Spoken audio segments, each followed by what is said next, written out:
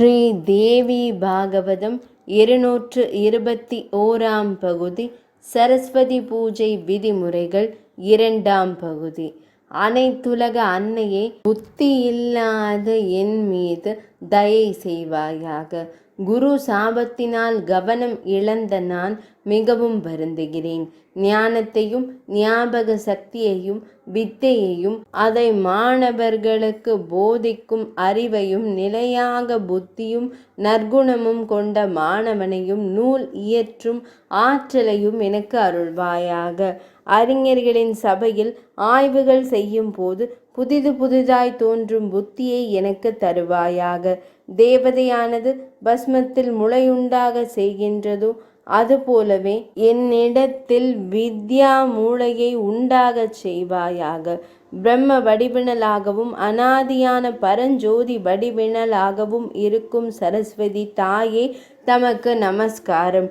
சகல வித்தைகளுக்கும் அதிதேவதையே, உமக்கு நமஸ்காரம்.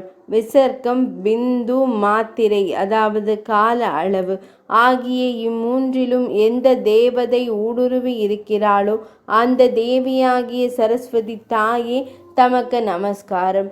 எந்த தேவி விளக்க உரை வடிவினலாக வியாக்கியான ரூபமாக இருக்கிறாளோ, விளக்கத்தின் விளக்கமாக எந்த தேவியானவள் விளங்குகிறாளோ, எந்த சக்தி இல்லாமல் கணித நூல் வல்லான் கணிதம் செய்ய இயலாதோ அந்த சதுர்ஷஷ்டி கலா ரூபிணியான கலை மகளே, சங்கியா ரூபிணியே, உனக்கு பல பல நமஸ்காரம்.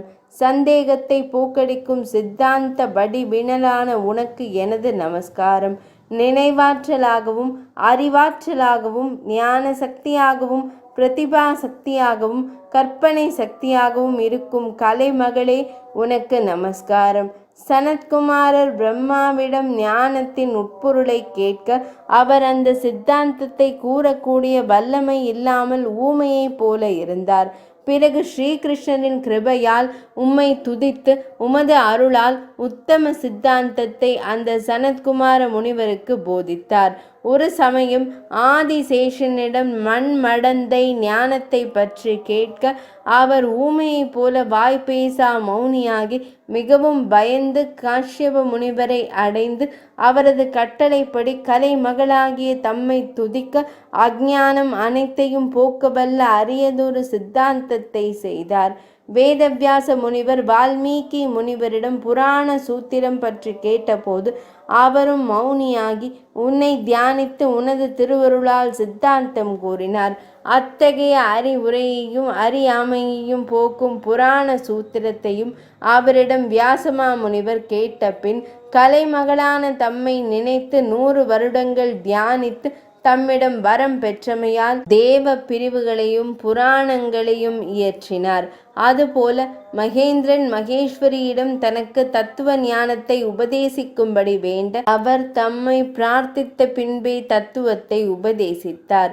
இப்போதும் மாணவர்களும் உபதேசம் செய்யும் ஆசிரியர்களும் தம்மை தொழுத பின்பே தமது கற்றலையும் கற்பித்தலையும் தொடங்குகிறார்கள். கலைமகளே, நீ வழிபாட்டுக்குரியவளாகவும் புகழுக்குரியவளாகவும் இருக்கிறாய். 5 முகத்தாலும் 4 முகத்தாலும் 1000 முகத்தாலும் தோத்திரம் செய்து புகழ முடியாத உன்னை ஒரு முகமுள்ள நான் எவ்வாறு புகழ்வேன் என்று யாக்ஞவல்க்ய முனிவர் அழுதழுது வணங்கினார். அதனால் மகிழ்ந்த சரஸ்வதி தேவி அவர் முன் தோன்றி நீ கவிகளில் உயர்ந்தவனாவாய் என்று அருளினாள். கலைமகளின் இத்துதியை எவன் வாசிக்கிறானோ அவன் கவிஞரில் சிறந்த கவிஞராவான் என்றார் நாராயணமூர்த்தி. 221 பகுதி நிறைவடைந்தது.